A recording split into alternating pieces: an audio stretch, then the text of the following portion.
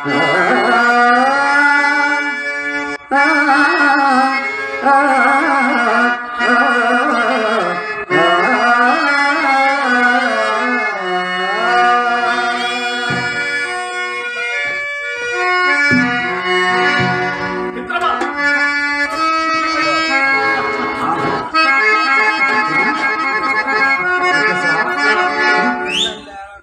దీర్ఘంగా ఆలోచిస్తున్నావు? మరి నువ్వు ఆలస్యంగా రావటమే కాక ఇంకా దీర్ఘంగా ఆలోచిస్తున్నావు అంటున్నావు మిత్రమా. నేడు ఏ వేళకు రాకపోగా ఏదో గ్రామాంతరములకు పోయితే అనుకుంటుని. అవును మిత్రమా, గ్రామాంతరములకు కాదు కానీ గృహాంతరమును పోయి పుట్టెడు పరాభవతం వచ్చి. అయ్యో పరాభవమా? అవును మిత్రమా. అది ఎట్లు మిత్రమా? చెప్పినా నవ్వుదు. అబ్బా ఎంత మాటన్నావు మిత్రమా, ఎంత మాటన్నావు. నీ పరాభవములకు నేను పరిహసించును. ఊరకేంటిది మిత్రమా, నా పరాభవనకు నీవు నవ్వవనే కాదు, నా పరాభవను నీ పరాభవముగా భావించమని కూడా నేను. అందు సందేహమేమున్నది? చెప్పు చెప్పు. మన పట్టణమున చింతామణి యొక్క వేశ్య కలదు. దాని వృత్తాంతం ఎప్పుడైనా వింటివా? పోయి నన్నే అడుగుతున్నావు. చింతామణి అని చుంటివి, ఆ పైన వేశ్య అని చుంటివి అయినను ఆమె వద్ద మనం తెలుసుకున్న వృత్తాంతం ఏమి కలిగి మిత్రమా? అట్లయినా నేను వెళ్ళలేదన్నమాట. రూపములకు రంభ, సంగీత సాహిత్యములకు సరస్వతి, కానీ దాని విద్యా గర్వమునకు మాత్రం మేరలేని మిత్రమా. చదువురాని అన్న సార్వభౌముడైన గుమ్మం తొక్కని కంతుడైన కన్నెత్తి చూడడం. చదువు అని సన్యాసి అయిన గౌరవించు, దాని పరీక్ష కాగిన వారిని దైవముగా పూజించడం మిత్రమా. మిత్రమా అటులైన అది గర్వము కాదయ్యా, మంచి సుగుణమనియే చెప్పవచ్చు. కావచ్చును మిత్రమా. ఈ విషయముల గురించి నాకెందరూ చెప్పినను వేశ్యల పట్ల ఇవి విపరీత గుణములని తొలుత నేను నమ్మలేదు. ఇందలి యథార్థములు ప్రత్యక్షముగా చూపుటకై ఒక మిత్రుడు నన్ను దాని ఇంటికి తీసుకుని పోయాడు.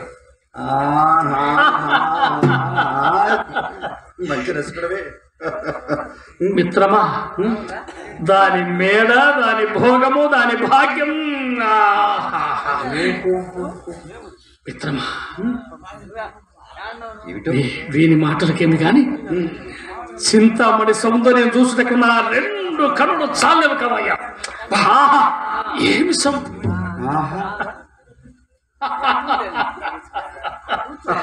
మిత్రమా, అంతటి జగదేక మోహినియా? అవును. అంతటి రూపసియా? కన్నులు చాలలేదా మిత్రమా? అవును మిత్రమా. అటులైనా నా కన్నులు కూడా నెరవ తీసుకుని పోకపోయితివా? నీ కన్నులు గర్మమేమి నిన్నే తీసుకొని పోవాలి కదా నా ప్రయత్నం అంతా. మిత్రమా ఏమిటో? నీ కన్నులు కాదు గాని నీ పాండిత్యం వెరవు తీసుకొని పోగలిగిన చో నాకు ఈ పరాభవం కలుగుకుండేది. పాండిత్యమా? అవును మిత్రమా. అది ఎట్లా? నన్ను తీసుకొని పోయిన మిత్రుడు పంచకావ్యముల ముగించి ప్రతాపరుద్రేమ చేతబట్టిన వారగుడచే అతని వెంట నేను వెళ్ళనబట్టి నేను కూడా మహాపండితుడు ఎంచి నాకు నమస్కారం చేసి ఆసనం వేసిన. ఉచితమే కదా. తదుపరి నా వెంట వచ్చిన మిత్రుడు ఊరకుండా నాకు ఏ గొడవ లేకపోయింది. ఏం చేశాడేమిటి? ఆవిడ ముందు నన్ను మహాపండితుడుగా చెప్పుడుకు మొదలు పెట్టాను. అది విని అయ్యా మీరు ఎవరి వద్ద చదువుకున్నారని ప్రశ్నించలేదు. అప్పుడు నాకైనా బుద్ధి ఉండొచ్చు కదా. సకల కళా సంపన్నులకు పిల్వ మంగళమూర్తి నాకు కావాలి మిత్రుడై ఉండా నేను ఎవరి వద్ద చదువుకోవలసిన పని అని ఇలా సమాధానం చెప్పారు. ఇలా వయ్యారంగా సమాధానం చెప్పారు.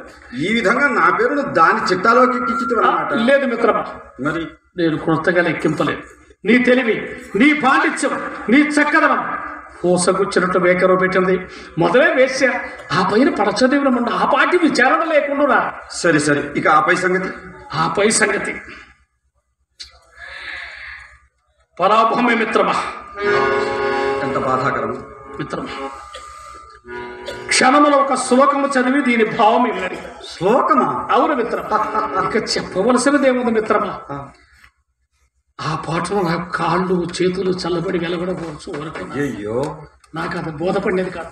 నా వెంట వచ్చిన మిత్రుడు అతనికి బోధపడేది కాదు. అప్పుడు అది నన్ను చూసి పక్కన నవ్వగా నాకు అది పక్కలో బల్లెములు గుచ్చుకున్నది మిత్రమా. అయినా చేస్తున్నది లేక సిగ్గుపడి శరం వచ్చుకున్నా. అది ఎంతతోనైనా నన్ను విడివక అయ్యా ఇక్కడికి మీ సంగతి సంపూర్ణంగా తేలింది. ఇక మీ గురువు గారి సంగతి దీనికి ఏమి సమాధానం చెప్పగలడో పోయి తెలుసుకొని రండని ఆ శ్లోకము కాగితము రాసి నాకు ఇచ్చింది మిత్రమా. సరే సరే ఇదిగో మిత్రమా. మిత్రమా, ఎంత చక్కని చాటుకు రాసినదయ్యా, ఎంత చక్కని చాటుకు రాసినది. వృక్షాగ్రవాసి వృక్షాగ్రవాసి నచ పక్షిరాజన చర్మాంగధారి నచ సోమయోగి త్రినేత్రధారి నచ సూర్యవాణి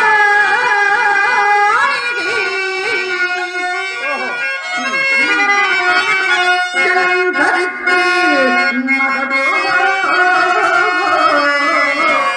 నమే గగా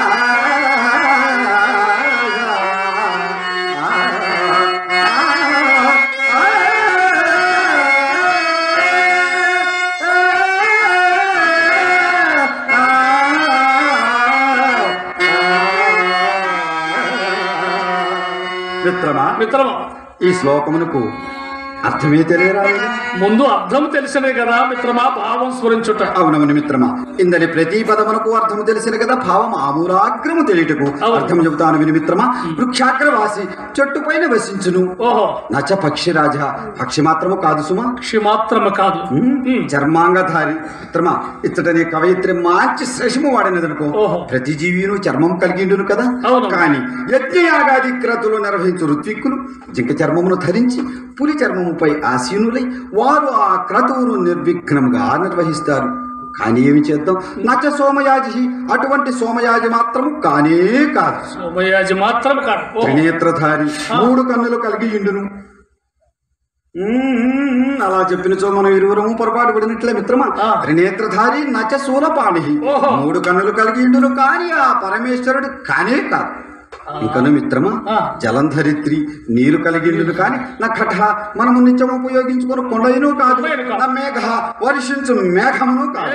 ఇప్పటికి నేను స్మరణకు మిత్రమా, ఇంకను ఈ సమస్య అంతా వెలిసి నాకు ఎనప గుగ్గిలు రవినట్టుగానే ఉన్నదయ్యా. చెప్పే మందు మిత్రమా మిత్రమా, టెంకాయ, కొబ్బరికాయ, నారికాయ, భగవత్ ప్రసాదం. చమత్కారమైన ప్రశ్న వేసింది మిత్రమా. ఈ టెంకాయ నా తలకాయలే పాడి చేసినదయ్యా. అయ్యయ్యో మిత్రమా, క్షణమో పోయి ఈ ఒక్క ముక్క సమాధానం చెప్పు. బాగున్నది వరుస, ప్రారంభంలోనే ఆలస్యంగా వచ్చేది కదా, మరలా వెళ్తానంటావే మిత్రమా.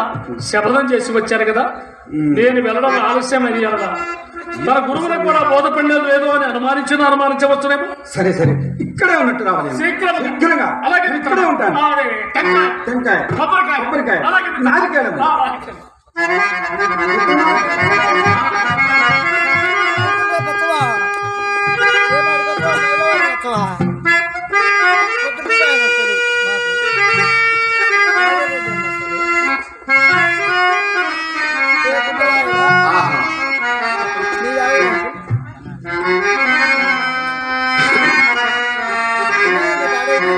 సాయం సమయం ఎంత సమోదకరముగా ఉన్నది, ఎంత సమోదకరముగా ఉన్నది.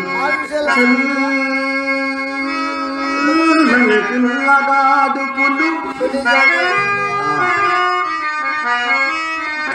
చల్లని పిల్లగాడుపులు చక్కగా విచ్చిన పూలు